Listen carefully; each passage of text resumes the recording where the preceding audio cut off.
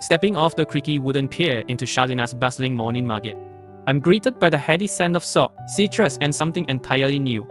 Crushed moonburst seeds. Narrow stalls overflow with silvery anchovies, glinting under woven palm fronds. Pale-skinned driftfruit piled beside chalky blue lagoon salt crystals, and bundles of jade green skywing beans. The tropical sun drips through coconut palms as hawkers shout greetings in South Culinary, celebrating today's harvest of driftfruit, a foamy, pear-shaped fruit that grows only on the island wind-carved cliff. Festival flags flutter overhead, marking centuries-old season traditions that honor fishermen returning from dawn voyages. I weave through the crowd, buying a handful of moonburst seeds, small, ruby-speckled kernels the farmers say capture starlights in their pot. Locals roast them over coconut husk embers until they crackle, then grind them into a tangy powder, prized for its citrusy, peppery hit. On the way to the sun-pierced shell, a modest beachfront eatery built from driftwood and river stone. I pass salt carvers chiseling slats of the blue lagoon crystals into delicate flake.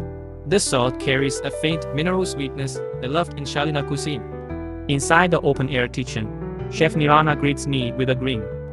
She's wearing a bright coral sarong, printed with silver anchovies, nod to her family's fishing business that dates back 5 generations. Her signature dish, Lunar Tide Ceviche, brings together real and imagined treasures of Shalinar. First, she fillets fresh silver anchovies caught at dawn, slicing them into paper thin ribbons. Next, she scoops soft, pillowy driftfruit flesh, white as sunrise clouds, into a carved coconut bowl. She sprinkles in crunchy skywing beans, the pods living up to their name, with a subtle, what is the Inco crisp nut? Now, a mild drizzle of lime citron juice, mixed with ground moonburst seeds.